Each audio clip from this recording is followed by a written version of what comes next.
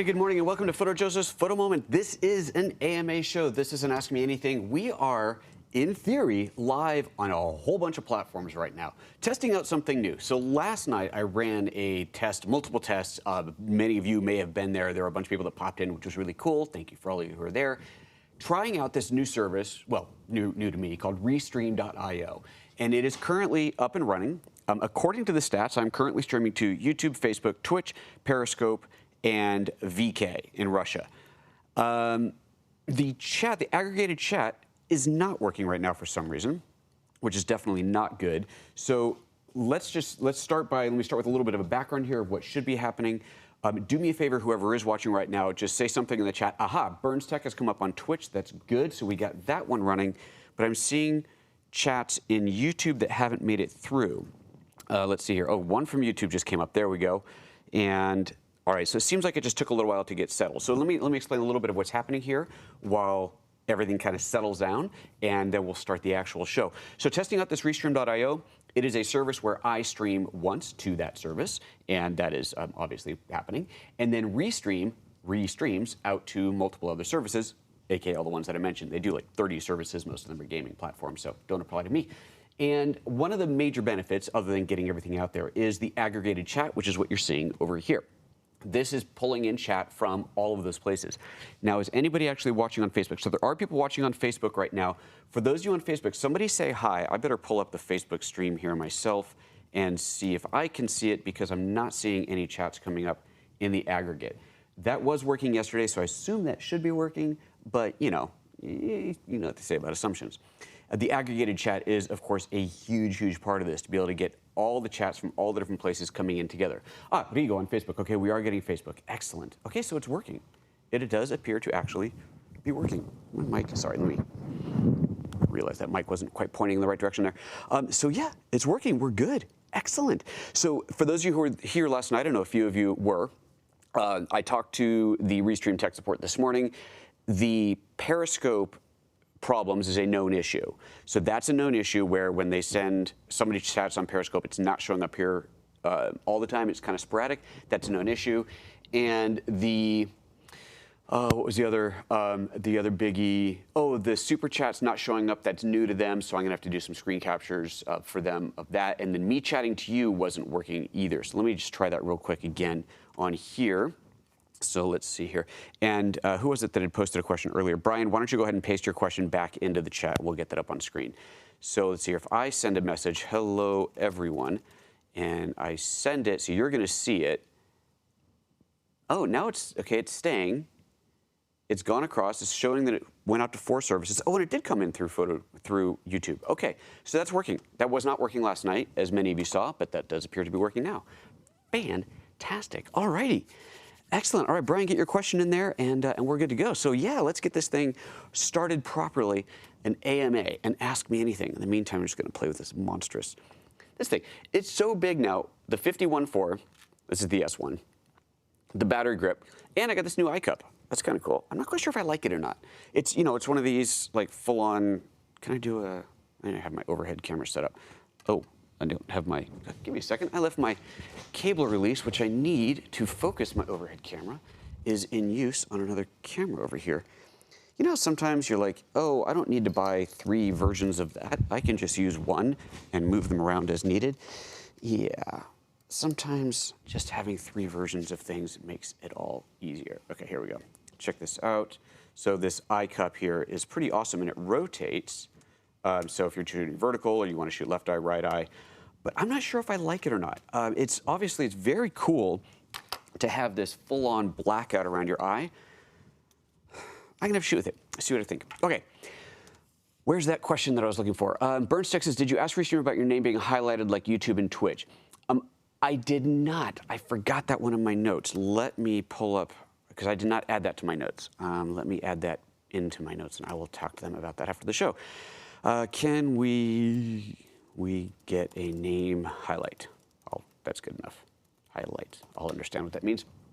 Good. Thank you, Burns, for reminding me of that. Rigo says, how do you stream into Restream? In other words, how do I get my video feed to show up on the Restream? Okay, so here's how that works. it's basically no different than any other streaming service. You set your encoder. In my case, it's hardware, the Perl, but it could be OBS, it could be Ecamm Live, it could be Wirecast, whatever. In there, part of the whole thing of how you stream to anywhere is you put in a URL and a key. The key is the secret key that's your kind of password, if you will, to identify what stream you're going to, and then the URL is usually the same URL for everybody. That's just the server you're sending it to. So if you're using software that kind of makes this easy, then you would say, oh, I'm streaming to Facebook, and it automatically populates stuff. You log into your Facebook account, you authorize it, and then you'll see a list of all of your events on Facebook that you've created, or just your kind of stream now. Same thing on YouTube. That's pretty much how it is for all the big ones. But every piece of software will have an RTSP stream setup, which is where you manually enter a URL and a key. And that is what I'm doing, is I just manually enter the URL and the key for Restream. So I'm sending a signal to Restream. Restream picks that up, and from Restream, the interface, here I can actually show this to you. Let me open a new tab for this. For the Restream interface, I log into all the other services that I want to stream to. There we go. So what I'm seeing here is I have already logged into YouTube, Facebook, Twitch, Periscope, LinkedIn, but that is not, actually let me just turn that off because that is not actually working yet. I have to get authorized for that. And then VK. So I'm streaming currently to all of these. If anybody knows anybody in Russia, tell them to look me up on VK. And yeah, and then I see my stats on here, and there's a bunch of other information that I can get. But from there, that's authorized the credentials to all those other apps or services rather, and away it goes. So that's how that works. All right. Burnstick says, I can see it becoming a cluster of missed questions. Yes, I concur. Having the PhotoJoseph thing in there would definitely be very good, getting the highlight. Okay, let me scroll back up because I'm already passing questions, ignoring questions. See, did I ignore anything earlier that I needed? YouTube comments are working on this end. Oh yeah, that's the other part of it that's really cool, is you get there's a chat bot, which I've enabled, which will take the chats from everywhere and send them to everybody else everywhere. But again, that seems to be a little bit kind of, doesn't always work. But basically that means if you're on Facebook and you say hi, on YouTube, you'll see, Bob said hi on Facebook, kind of a thing. Really, really neat. It's just such a cool service. Okay, there you go. That's your question. I already answered that. Lucas, the Leica 10-25, f1.7 zoom lux for Micro Four Thirds. Oh, I know, I'm very excited about that too. What do you think? We may be seeing more info about it. I have no idea. I know that there is still no release date and price. That is correct. So I know what you know. And even if I knew more, I wouldn't tell you.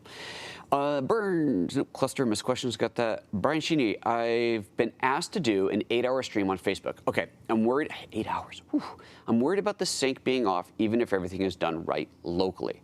So, in my experience, that's not a problem. As long as you're good on your end, I haven't really come across Facebook or Twitter, YouTube or Twitch or anywhere else getting video and audio out of sync. If you're sending it to it properly, then you shouldn't have a problem there. What I would say is really make sure that your encoding settings are correct. Since you're going to Facebook, go to Facebook's encoding setup pages. You can just Google Facebook live streaming settings, something like that, and you'll find it. But it'll give you very specific. You want your resolution to be this, your bit rate to be no more than this, you want your audio to be this, you want your audio bit rate to be this, your keyframes, it's all very, very precise. Make sure that that is all set up right, and you shouldn't have a problem at all. Again, I've never seen it go out of sync on the receiving end. If it's out of sync, it's on my end. So that's been my experience. Brian says, should I tell them it's a horrible idea or recommend streaming to YouTube instead? I think YouTube is more reliable than Facebook. Well, I don't know about that. YouTube's been great, but Facebook's been great. The only reason I haven't been streaming regularly to Facebook is because Facebook is only 720p, which does my head in, especially since I'm often showing software, and like this is fine at 720p. Well, let me clarify that. This is fine at 720p. I would imagine even this with the chat up there is probably a little bit harder to read on Facebook, and if I start going into software and doing app demos and I've got little UI elements, 720p just ain't enough, man. So that's why I haven't been using Facebook in the past. Plus, it's just a pain in the butt to get everything working together at the same time. However, now it's much better. Okay, so I think you'll be fine on Facebook. I really do. And Facebook has the benefit of discovery while you're live. Like YouTube's discovery is way better.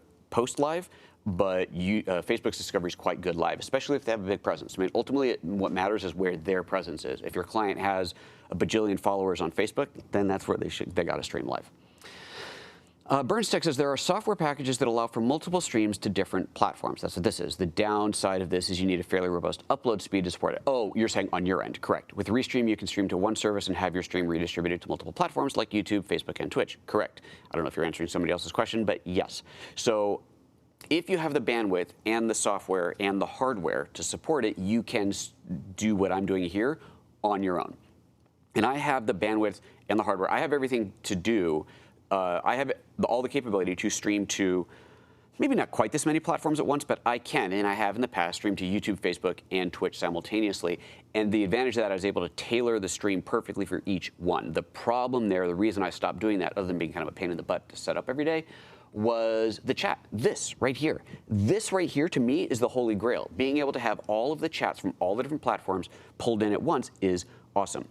Nobody's watching on Periscope right now, unfortunately. Hey, if anybody doesn't mind, just grab your iPhone, jump into Twitter, and or you can launch Periscope, or just go to Twitter and look me up on Twitter, and you should see this stream there. In fact, I'm going to double check it, and then send a chat, not on Twitter itself. Although they did like that idea, and they said that should be possible to grab tweet responses to the tweet that is announcing the show that has the show embedded, to have that show up in the aggregate. That'd be cool. But if you could launch Periscope and chat through there, for those of you who have it installed, I would just love to see if that's working.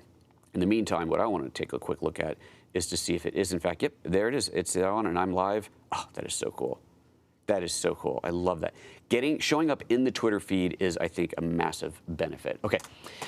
Anyway, so Restream.io just saves all the hassle of having to do the encoding on your end, the multiple bandwidth. It takes a lot to do that on your end, and they just take care of all of it for you, which is great.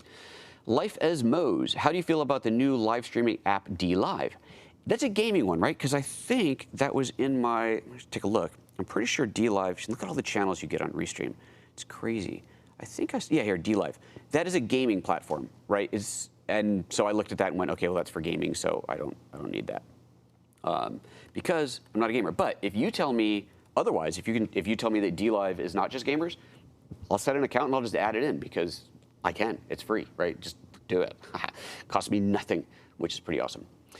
All right, let's see here. Burnstick, I'm currently watching on Twitch and YouTube, audio from Twitch. I can see the reflection of your studio lighting on your lab and make out the shapes. YouTube, it all just looks a light blob. I know I'm repeating myself with the quality, but it's just amazing quality on Twitch. That is so interesting. So let me take a look at my status. Let's get out of full screen. Let's make sure, first of all, that YouTube is getting a high quality signal now. It is. So you're seeing that much of a difference between YouTube and Twitch. That is remarkable. That is just remarkable. Huh. Anybody else out there who's a guy who doesn't mind jumping to Twitch as well? You just go to twitch.tv, right? Owned by Amazon. Yesterday, I couldn't remember who owned it. Owned by Amazon. And see if you're seeing the same quality difference that Burnstick is. That's really fantastic. Okay, Diego says, does it require more or less bandwidth because you're streaming to one source, and that source is then responsible for spreading it everywhere else? Correct. It requires no additional bandwidth. So this is part of what I learned yesterday as well. There is no, okay, let me back up. Restream.io does not re-encode your stream. All they're doing is taking what you're sending them and sending it out to everybody else. So there is no requirements for Restream.io. I can send it, well, I'm assuming I can send it 4K even, I can send it any bit rate, I can send it whatever I want. They're just picking that up and passing it along. They will re-encode if you pay for it, but you have to pay $2 per streaming hour per service to get that. The reason this is important is because different services have different requirements. So I'm set up for YouTube. I am optimized my stream for YouTube, which is ironic that it's not looking awesome on YouTube because this is optimized for YouTube. Oh, and Burns, remind me, I forget now from last night, what you're seeing on YouTube now, does it look inferior to what you usually see on YouTube? Or is this what you've always seen on YouTube and now you're going, wow, Twitch is just better? Please let me know that. Anyway, so if you send the wrong signal type, so I'm sending 1080p at 6 megabit, that's what I'm sending. If you send the wrong signal type to a service, you're sending too much data, then that service will probably choke on it. That at least was the theory up until last night. Not just theory, it's fact. I've encountered a lot of this with Facebook. If you send it too much data, it just craps out on you. But Facebook was working yesterday without paying Restream to re-encode it. Facebook was getting that 1080p 6 megabit signal, and they were handling it just fine, even though they're only showing 720p. I talked to tech support about that, Restream tech support, and they did confirm that recently Facebook has started re-encoding things, but it may not be super reliable. Frankly, I'll take what they're giving because I don't have to pay an extra $2 an hour for it, and so far it's working fine. So that's kind of interesting. So if you want to have the optimum signal sent out to everybody, so I guess there's 3 ways you can do this. And we're talking about using Restream.io right now. You can send whatever signal you want and let that get sent out to everybody and hope that they handle it properly. That's one way to handle it. So in that case, you would optimize it for your most important platform. In my case, YouTube, because that's option 1. Option 2, same thing, but add in paying Restream.io to re-encode. That'll give you the best signal everywhere. So you can send the best possible signal that you need to Restream, and then let it pay for it to re-encode for the other platforms. Option 3, which is the worst option, is going to be to send the lowest common denominator. So knowing, let's say, that Facebook wants 720p at, I think, 4 megabit, I think it is, maybe even 3, that you send that, but then that, of course, is what goes off to YouTube and Twitch and everywhere else, which sucks. So that's a really crappy way to do it, but it's the safest way to do it. So I'm going for option 1 right now, and we'll see how that works out. Very long answer to a simple question, but there you go. Okay, scrolling back up here. So you're only using the bandwidth required to stream one service. Correct, Aperture OW. Mike says, you seemed really strong about shooting on mirrorless lens cameras. Okay, yes. Are you moving into full frame now that Panasonic went down that road? No, not full time. I will continue to use my Micro Four Thirds because I love this. It's much lighter weight, obviously. Okay, it's got a grip and a lens, and anyway, much lighter weight, much smaller. I switched away from full frame mirrored to Micro Four Thirds mirrorless, obviously, years ago. I have zero intention of going back for everything, but I will use this. I mean, I have it, obviously, so I'm going to use it. I'll use it in the studio. I will use it on jobs where I feel like it's beneficial, and I will use it in places where size and weight don't matter. But the majority of my work is still going to be produced on G9, GH5, GH5S, as it is today. I do want to do a trip with this combination. Just the 50 and the 1.4. But I need to get somebody to pay for that because, But I would like to do a trip with this. I take it because, I mean, it's awesome, but man, that's a lot of weight. Anyway, short answer, no, I'm not switching, at least not full time. All right, let's see here.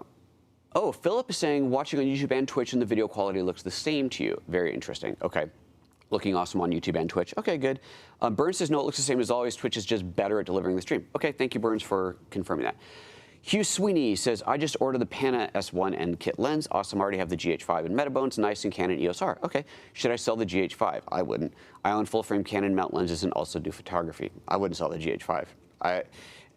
Even if you end up doing all of your video production on the S1, which let's remember, it is not primarily a video camera. There are a lot of features you don't have, like full control over VFR. You don't have the scopes on there. There's a lot of things that, this is not a video camera, right? Unlike the GH5.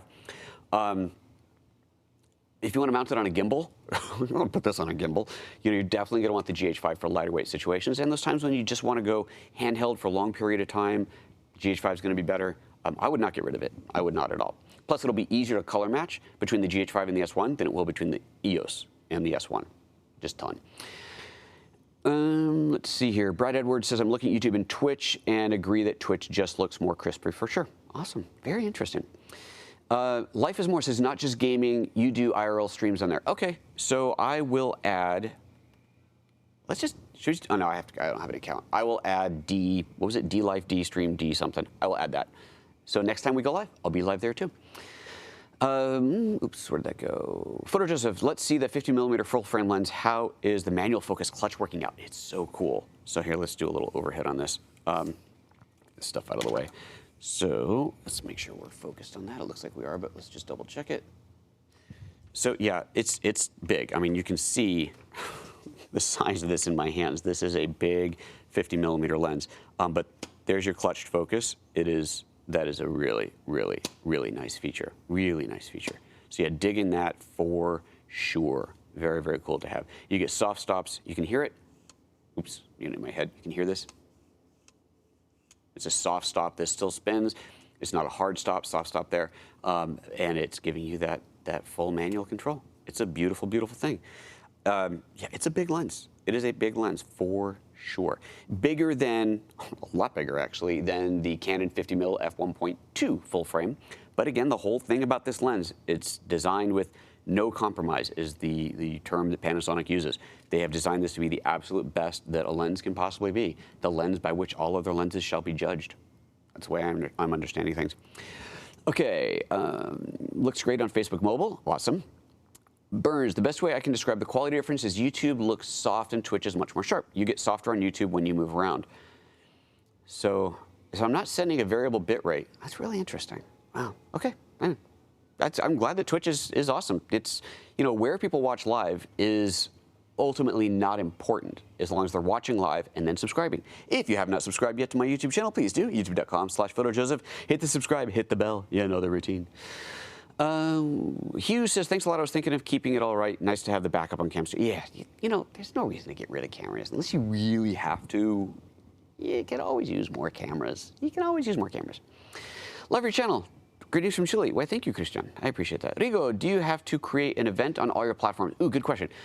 Prior to streaming on Restream, or do you just create it on Restream and it pushes it all out? Okay, you have options here. So the short answer is no. I don't have to create it anywhere. I can just use the live now everywhere. So Twitch, let's see here, let me think about this. Twitch, you can create an event. Am I doing that? Am I thinking through that right? I'm pretty sure. It's been a while since I went onto the Twitch UI. Pretty sure Twitch, you can create an event. Facebook, you absolutely can create an event. YouTube, you absolutely can create an event. You do not have to, but you can. Now, what I haven't done is tried creating a Facebook event and seeing if I can access that from the Restream interface. Because Facebook's not being a priority, I'm not so concerned about creating the event there. YouTube, however, I want to create the event. We discussed this last night too. I was considering maybe I don't bother creating the event in advance, but people are saying, no, you should do that. It shows up in our feeds in advance and so on. So good point. So I will continue to create the event in YouTube. But then the interface on here, actually, let me see if I can show this to you. The interface on here, so there's the YouTube events. I click on, there's a little gear here. I click on that. Oops, well, not while you're holding down the control key. And edit settings. And, okay, so it's already streaming, so I'm not seeing it. But under event right here, I would be able to click this drop down and it would show me the event that it was streaming, that I want to stream to. Because it's currently in play, if you will, I can't see that there anymore. And hopefully I didn't just kill my YouTube stream. That would be terrible. Looks like it's still okay. That would be bad. So I don't have to create the events. I don't have to create events anywhere, but I think it's advisable to do it at least on one primary platform. All right, and ooh, he was saying getting some audio popping and image distortion of the stream, just to let you know, is still very watchable. That's certainly not good. Anybody else seeing that? Clearly, those kind of things can simply be on your end, just something between YouTube and you. Please let me know. Hugh is seeing some distortion and popping. Let me know anybody else is on YouTube if you're seeing that. And Burnstech, I love my GH5, still have my GH4, though it's not used as often. I got two GH4s in use. The top-down camera and the close-up camera are both GH4s. You never know what you can use an old camera for. Mike Arujo says, I have a Nikon D810, sorry, for photo and GH5 for video. Okay, I've been considering selling my D810 gear to get either the G9 or the S1, but I don't know, man. Is the D810, is that full frame or is that APS-C? If it's a case of selling gear to fund other gear, then, cool, right? If you can get away with not selling it, then obviously that's great. If you are never going to use the body again because you're buying a G9, then I suppose, or an S1, then I suppose there's really no point in keeping it. If your Nikon lenses, if you have full-frame Nikon lenses that you really love, you can still adapt those to both the GH5 and to the S1, so that might be something to consider. But obviously, it's just more convenient to have native lenses as much as you can. And especially if you're going to go G9, if you take a full-frame lens and put it on a G9, you're not really saving that much as far as size and weight goes. It's nice to have those native lenses on there. I know it's tough, man. I get it. I totally get it. Hugh says the audio popping is gone. YouTube stream still good. No glitching here. Okay, so that might have just been on your end. Philip Sander, sorry if you already answered this, but what camera are you using to stream right now? Okay, so my streaming setup is a Blackmagic Studio Micro. I think that's right. Let me, yeah, I can, this might pull out, but let me see if I can do this. I'm going to try and show you the camera using my close-up camera here. Let's see if I can aim this at this without, yeah, there it goes. Let me focus that. Okay, it's a little, that's going to be a little bit dark, but there we go. There is the camera that is my main camera. And the reason, okay, this gets into a very much inside baseball, but the reason that I'm using that camera and not another GH4 or GH5 or anything else is because you notice what's coming out of it, SDI cables. That is an SDI connection, not an HDMI connection. The difference there is lag. HDMI, there is a in my experience, 2 to 5 frame lag, depending on the system, between real time and what's coming out of it. It takes time to process the signal into whatever it is for HDMI and send it out. It's very little time, but there is a lag, which is fine, is fine until you want to monitor your own audio.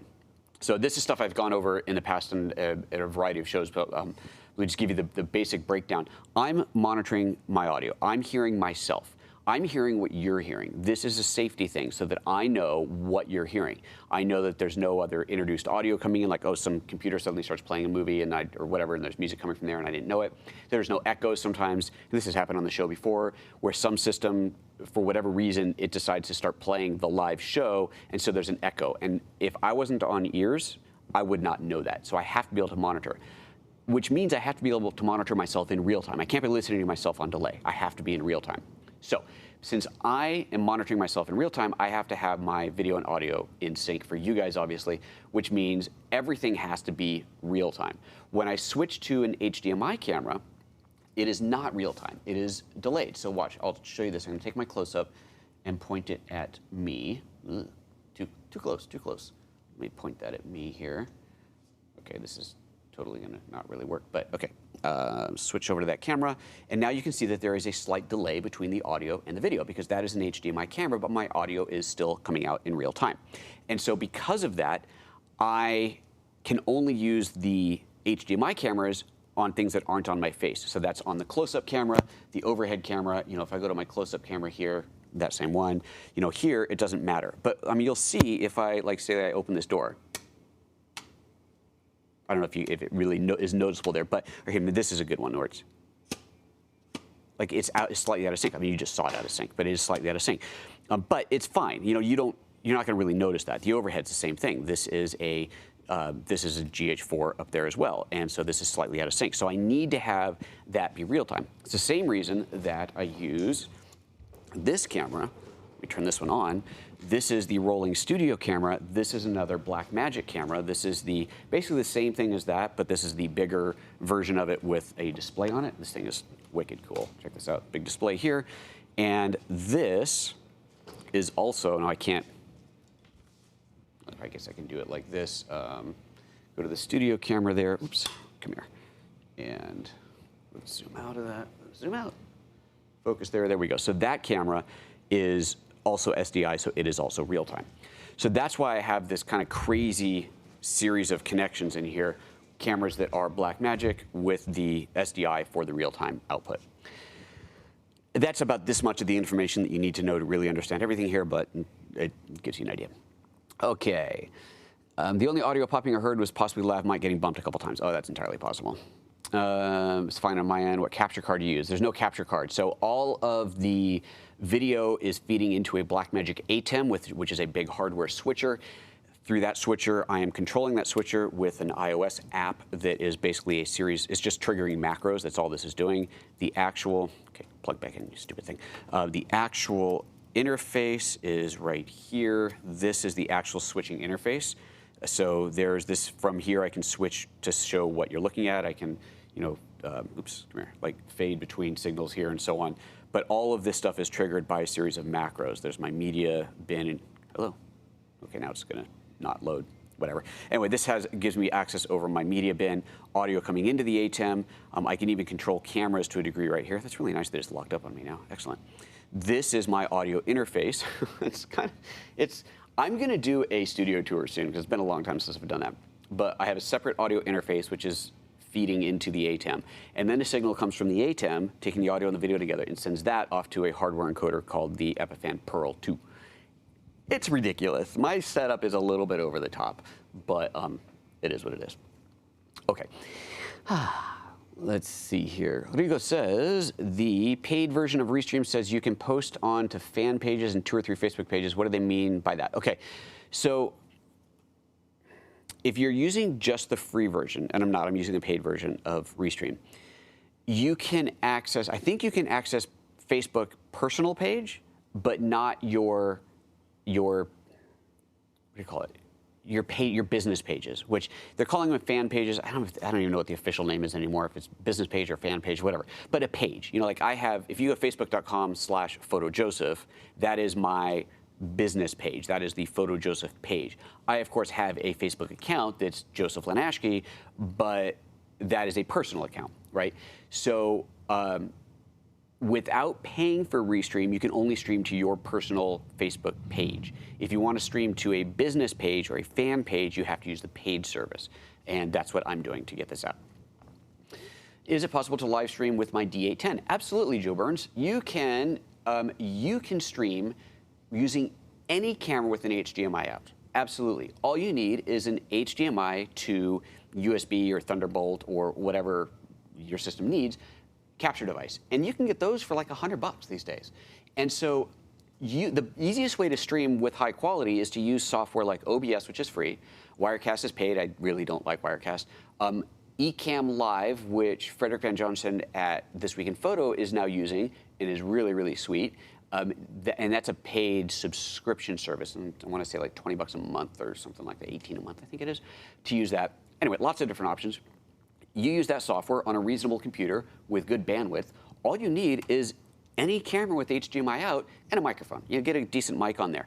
And as long as you're routing your audio through the camera, which would happen if you put a boom mic on here, if I hook up a lav mic and hook it into the camera, your audio and video will be in sync coming out of the camera.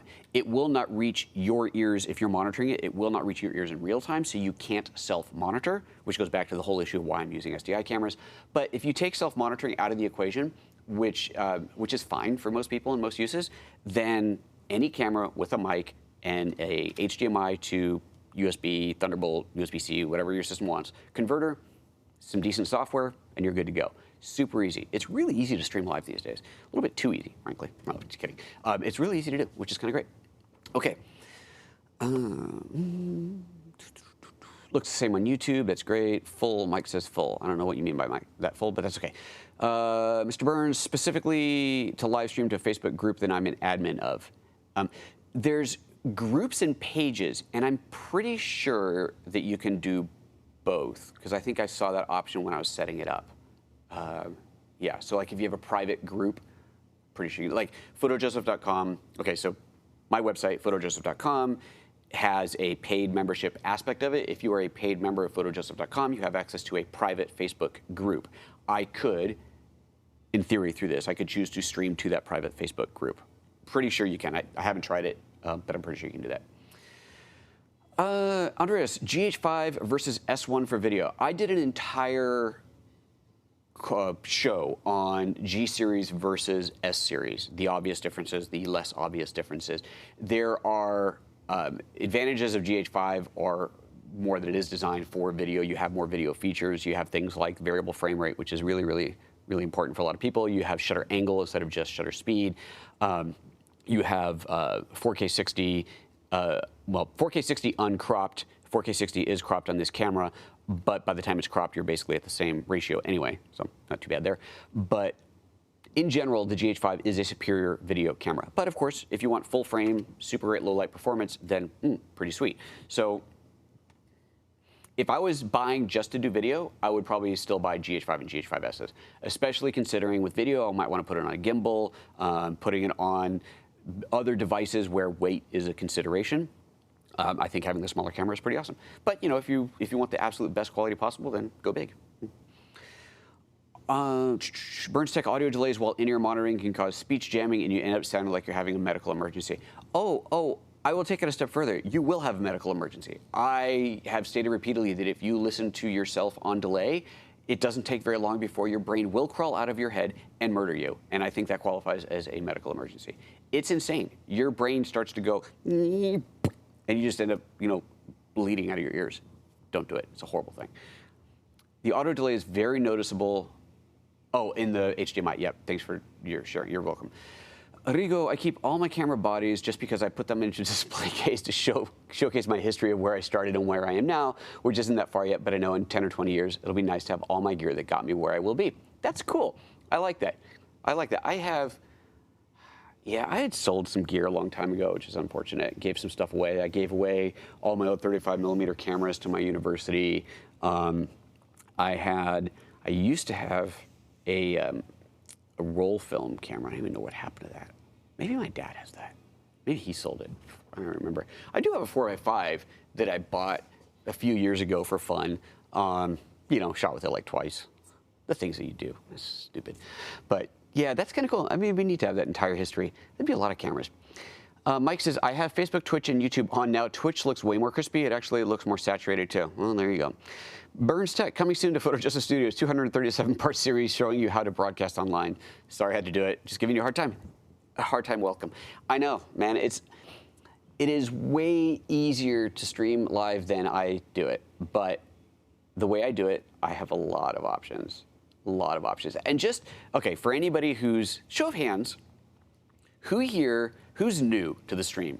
Who's like new within the last month or so, hasn't watched these live shows before? Just give me a little show of hands. If we get a few on here, I will kind of show you a little bit more of what this streaming setup can do. Holy cow, love your setup. Thank you, Rigo. Brian, have you heard about Facebook switching to only secure encrypted streams starting in May? Apparently, Video Teradek is not prepared for the new protocol. Same for AJA. Well, there's no surprise there. Facebook does do things like that. Hopefully, Restream will be set up for that. I hadn't heard about that because I haven't really been paying that close attention to Facebook. Jody, hey Jody, how's it going, buddy? What's the minimum megabit up recommended for video streaming at 720p or 1080? No FiOS here. I stream at 6 megabit, which is the maximum that YouTube will accept. I would say 3 megabits probably your minimum for 1080. You could probably even do 2 for 720, but if you can do 4, you'll be better for 1080, and again, 6 is better. Where was it I was streaming?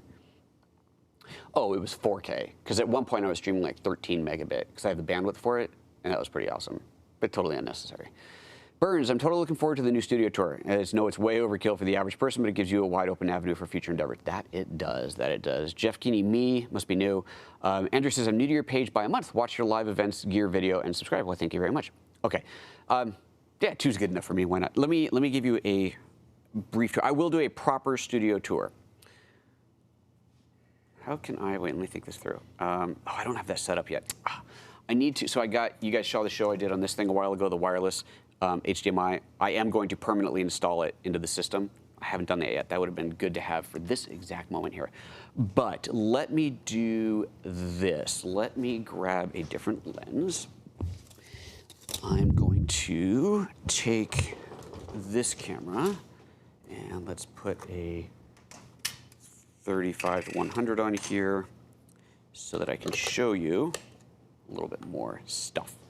And see here, we're good. We're good. All right, here we go. Studio cam. All right, going on a rolling tour. So what we are looking at, oops, sorry about that. What we are looking, cables, ran out of cable. There, that is, let me do this and open the iris on there. I guess that's as wide open as it gets. That is very dark up there, is the switcher. There is a screen on the one on the bottom is a dummy. That was a test thing. That's just an old unit. Ignore that. The one on the top is the main switcher. So that is where all the video feed goes to. You can see the slightly ludicrous amount of cabling going to that. Yes, it's true. Okay, now you've got, there it is, the camera that I showed you earlier. There's the main camera. I've got a close-up cam. That's the GH4 that is a close-up cam that is pointing, and I can reach that, right? So this, let me zoom out of that a little bit. I can, from my table, I can reach up and move this around, which is This is a great tripod head for this. So I just move that around, put it wherever I want. And then up above, we'll just tilt that high. There it is. There is another GH4 on a zoom lens. And this is cool because what I can do with this, let me lock the tripod head here, is tilting. Nope. I can stand up on a stool, right? So I have a little kick stool here. I can stand up, reach up to that camera, and when I do that, oops, there we go. I can reach up, and if I need to zoom that, I can do that here. And then that, of course, is going to give me the ability to zoom that shot. So if I want to make changes to that shot on the go, I can do that.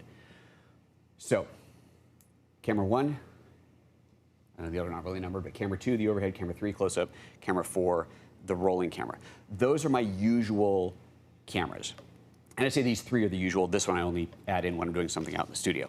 Then, let me see here, I also have, let's do this. Let me get this set up. Oh, look, my tripod's falling over. I have, all right, open this up.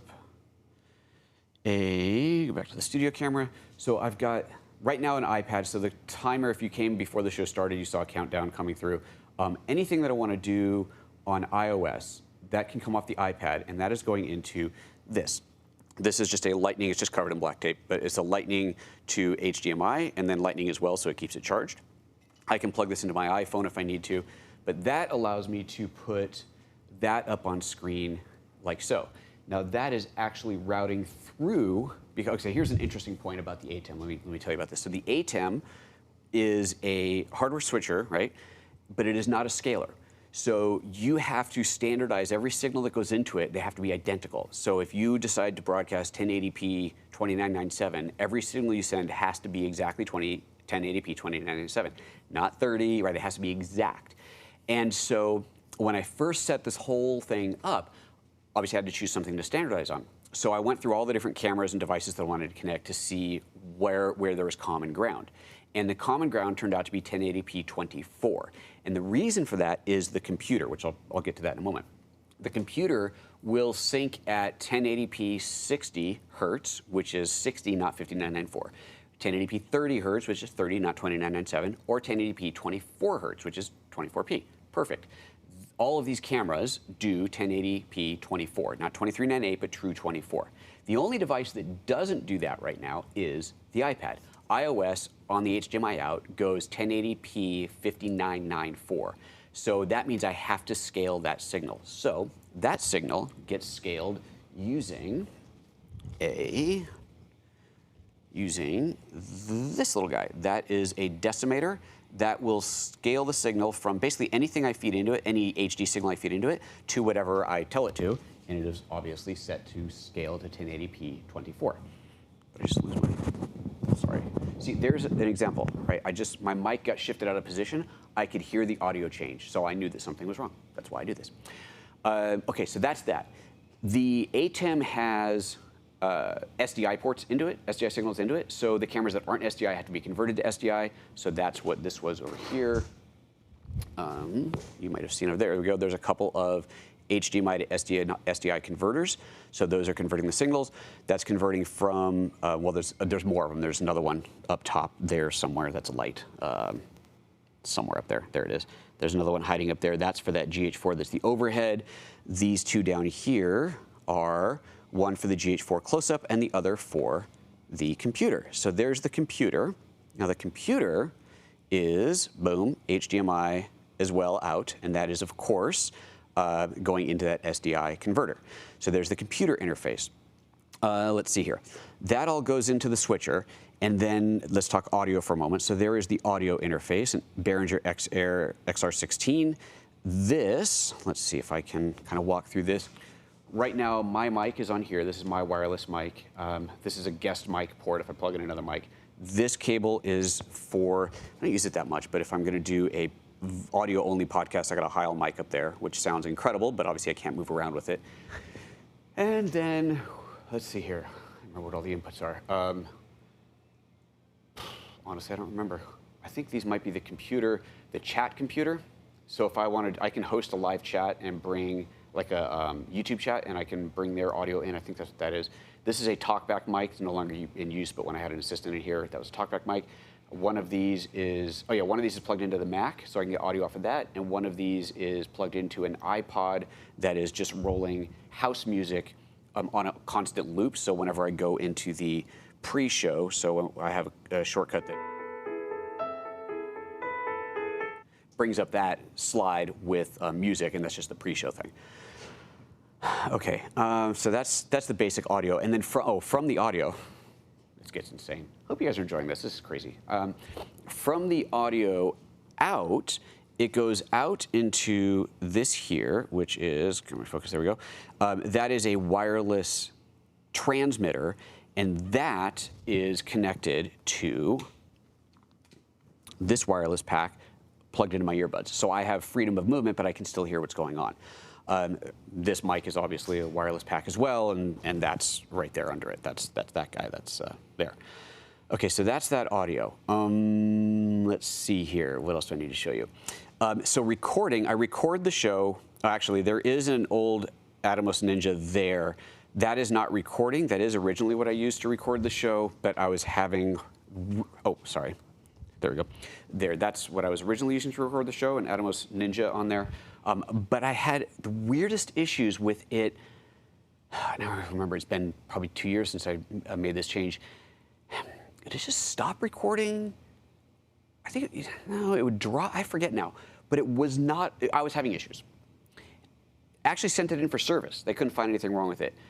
And that obviously goes to Atmos. Blackmagic ultimately said, well, we haven't tested with that device. And here's one thing, I love Blackmagic.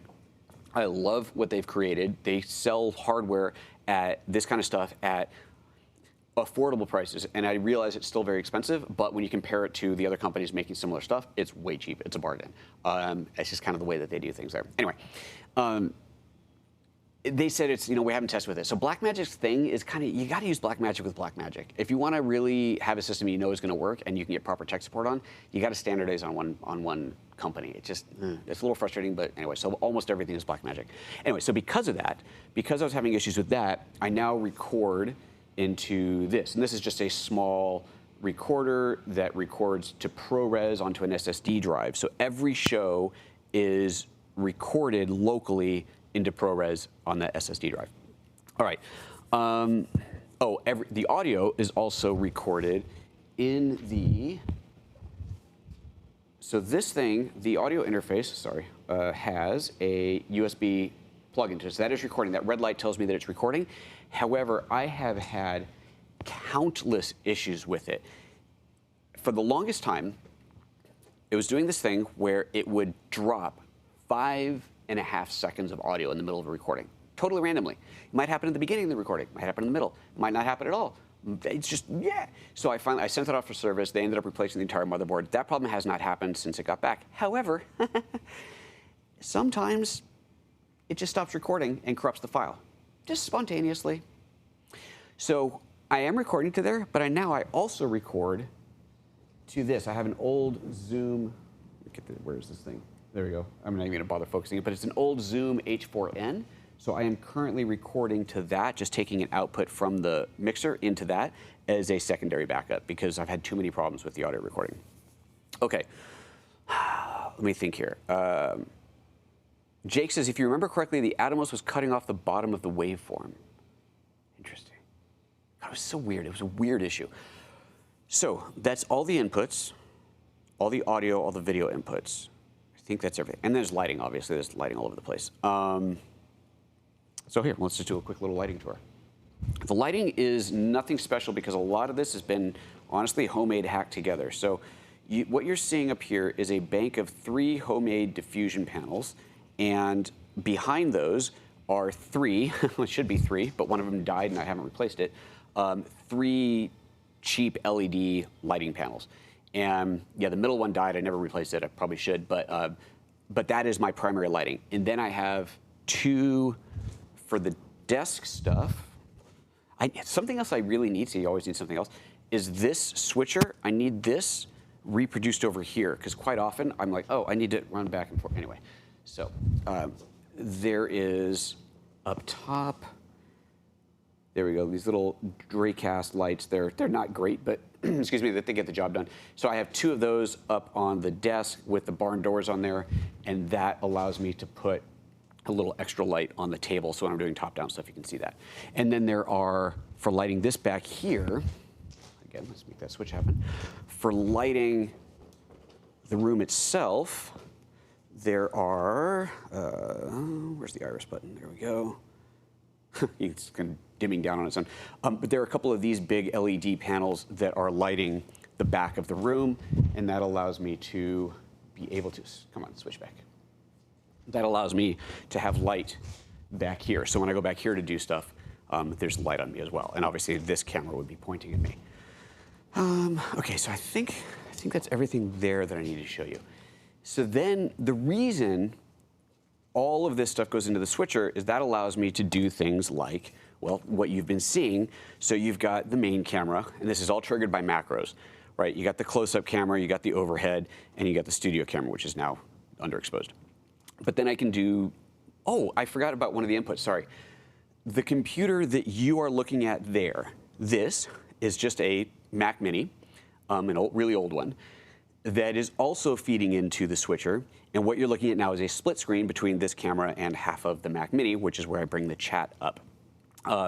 So I've got that set up, and then I've got, the Mac itself, which we looked at earlier. Hello, unlock. Well, I guess not. The watch unlock never works when you want it to. So if I'm doing a demo on the computer, you get that. If I'm in the middle of a demo and I just want to address the camera, I can do a little picture-in-picture. So I'll do this a lot in software demos. I'm talking here. I go to here, see a little picture-in-picture thing. You've got the, whatever's plugged into the decimator, that's that little red converter box, which would, right now is plugged into the iPad. So there's full screen iPad, but I can do a split like this. So if I'm doing a demo on the iPad, which is a 4:3 ratio, and obviously this screen is 16:9. I got a little extra space in here, so I've wiggled myself in so I can stand here and do a demo, and you can, I can talk to the audience. If, however, I want to plug in my iPhone,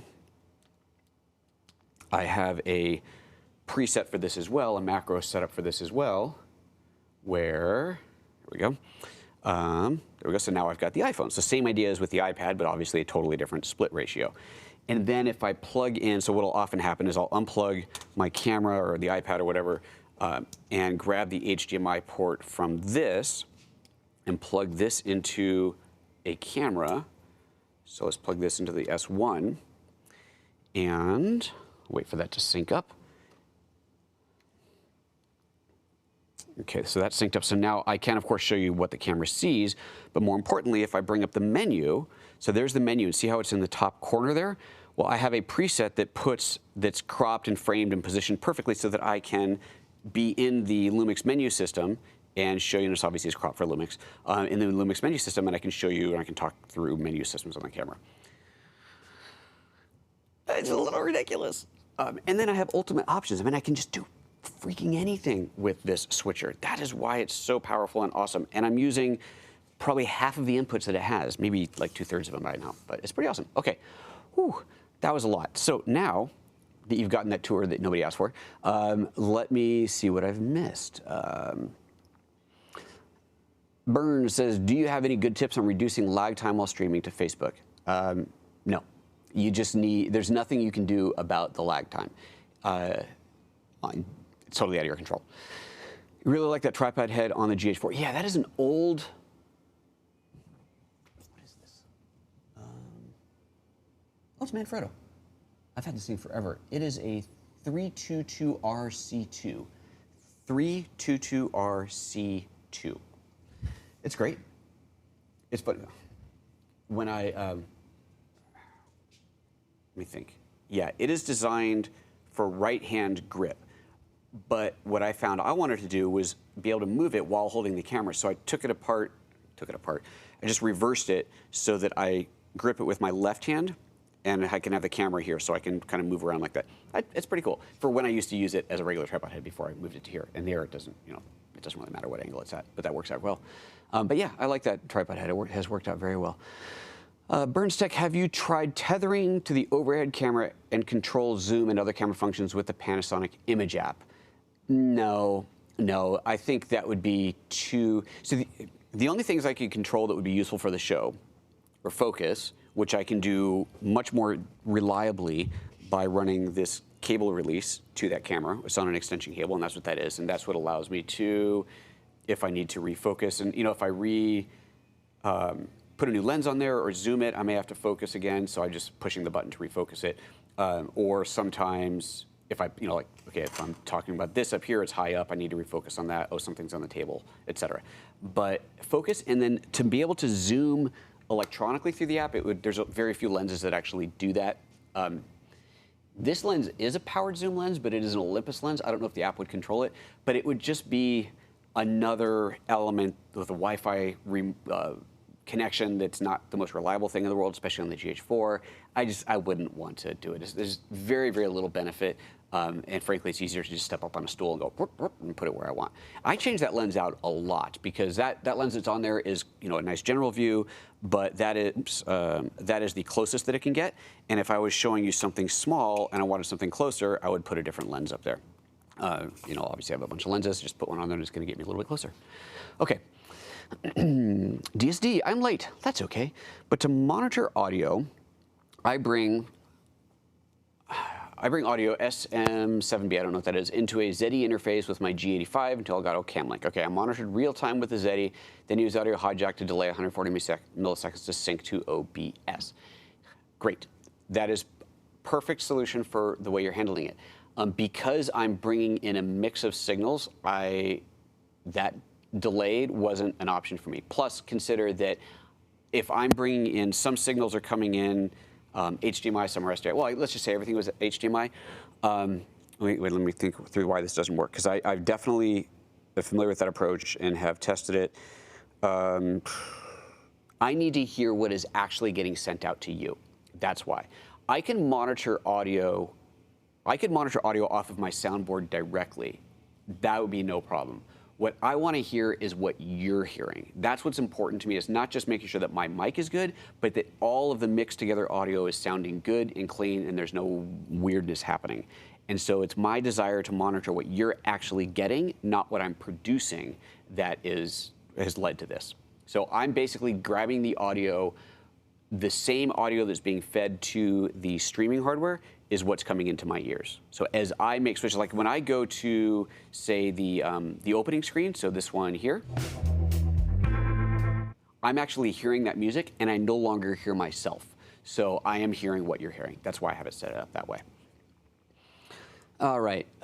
Jake says, if I remember correctly, oh, Adam was cutting off the bottom here. Burns Tech, it looks like a huge confusion of spaghetti wires, but it's truly controlled chaos that you seem to have mastered. Many years of, oh, let's try this. Oh, yeah, the oh, let's try this is a constant around here. How many shows have I gone, oh, I had an idea, let's do this. And then I just add something else to it. Crazy, crazy.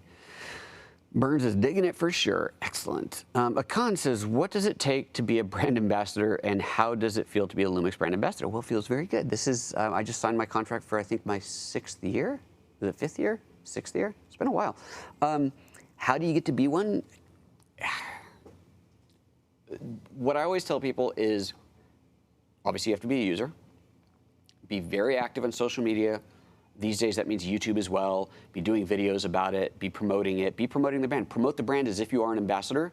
And then, at things like trade show events where there's Panasonic people, go and talk and introduce yourself and show what you're doing.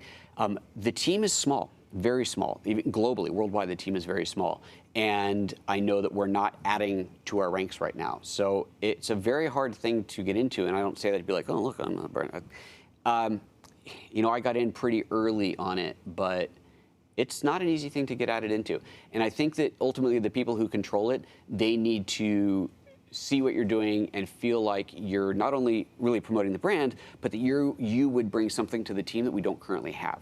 Right? And when you look at the brand ambassador team, everybody's very different on there. We've got a kind of action photographer, travel adventure type photographer. We've got wedding. We've got what do you call this school? Volume photography, someone who does school portraits, sports portraits, that kind of thing. We have a really wide gamut of people representing the team. So it's not a huge team. It's like Sony's got way bigger team, way more money. It's just, that's about all I can tell you, sorry. Okay, Burns, untethering, got it. I wasn't sure if you explored the option. Yeah, I've messed with it too, but I find it a bit cumbersome. There you go. GSD, you're laughing SpaceX? SpaceX? SpaceX, yeah, that wouldn't work.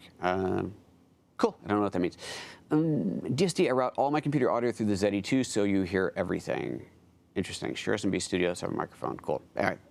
It's what I have. It works for me. Just tuning in, something looks different. Bart, something does look different. It's the chat. I am using, Bart, you're new to the program. You will need to rewatch everything because it was a fun show, but the short version is I'm using a service called Restream.io. I am streaming to multiple platforms at once, and the reason you see an icon next to different chat messages in here is that tells you where it's coming from. So Burns is watching us from Twitch today, and there's people here watching on Facebook, and there's, let's see, is that it? Did anybody ever jump onto Twitch, onto Periscope? Let me just look over here. Nobody's watching on Periscope. How can that be? Oh, well, nobody's watching on Periscope. I don't get it. But the chat from Periscope wasn't working very well the other day. Anyway, it doesn't matter. Okay.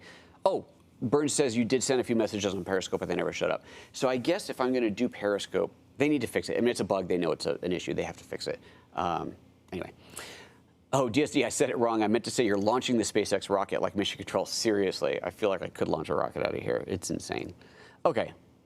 It's been an hour-long show. I think we can wrap this thing up. What do you guys think? Can we wrap this thing up? Was that fun? I had fun.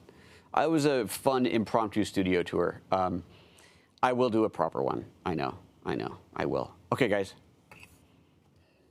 I need something good to shoot with this. I got to figure out something really fun. If you didn't know, the video that I did on the Flickr video, that whole video education thing on Flickr, video Flickr, why it happens, how to avoid it, the math behind it, et cetera, that was shot on this camera with the 51.4 shot wide open. That's why it's so creamy. It was very, very cool. Okay, fine. Lucas says, do you know when the next major event from Lumix event will be at where they might potentially announce more about upcoming releases? If I knew something like that, I couldn't tell you because it would be a secret. It's the way it works. One last question. Okay, Bike-O-Matic, get your one last question in quick, and then I'm out of here. I'm out of here. There's a coffee with my name on it somewhere around here, because clearly I need coffee. Bar says, I'm heading out to Sedona, Arizona on Sunday. Want to come along? Ooh, that sounds nice. I'd love to, but no. I need to stay home for a bit. I've been traveling too much. And it's Easter. We do stuff on Easter with the family. Come on, Bike-O-Matic. Oh, read your question above. Okay. There it is. Bike-O-Matic says, I got Vlog, okay, on my GH5, and I noticed that live image on the screen feels a bit low in FPS compared to non-Vlog preset being on. Is that normal? Just like the screen refresh feels slower? I haven't noticed that. I have not noticed that. Sorry, I don't know what it is you mean. When I put the camera into Vlog, it doesn't feel, the refresh on the screen doesn't feel any different, doesn't feel any lower frames per second. So I don't know. I would say perhaps do a refresh on the camera, a complete restore of the settings, reset it back to factory. Before you do that, you can save your settings to an SD card. Don't forget that. So it makes it a really easy process. Save your settings to the SD card, do a factory reset, see if the problem goes away. If it does go away, awesome. Now you can load your preset back in. If the problem shows up again, then you know it's something in a setting, which is hard to imagine for this case. Hopefully it'll just load your settings up and you won't have that problem anymore. So yeah, that's what I got for you. And there you go. Just slow FPS rate, you're saying. That's weird. On the back screen. Yeah, I don't know. Burns says, is the actual footage frame per second different or just the on-camera LCD? Yeah, Bike-O-Matic, that's a good question. Are you getting a different recording or is it just what you're seeing on screen? It has to just be what you're seeing on screen. It couldn't possibly be a different recording, unless you're actually going in and changing the FPS, obviously. But no, just switching into Vlog should not make any difference there. Okay, all right, we're out. Take care of yourselves, everybody. That was loads and loads of fun. Apparently, I can just stop streaming, and so sending from the Pearl, and Restream.io will see that the signal has stopped and send a stop command to all of the channels simultaneously. That is what they have told me. So, for those of you still watching on YouTube, do me a favor. I'm going to tell you, I'm going to go like 3, 2, 1, and I'm going to cut it off. Let me know what you see after that. Tell me in the chat, and I'll still be monitoring it. Let me know what you see after that. The chat will stay open for a period after the live show ends. I want to know if you see something on screen that says like waiting for signal, or is it just, does it actually show the stream has ended, or what happened Same thing on Facebook, if anybody's still on Facebook. Twitch, sure, you can let me know on Twitch too. I have no idea what happens on Twitch anyway, but let me know if anybody's still on Facebook. Nobody's on Facebook. But on YouTube, do let me know in the chat, okay? So I will get ready to kill it. We can do that from here. And Restream, there we go. Okay, I'm gonna count down. I'm gonna kill it on 0. Ready? Okay, here we go. 3, 2.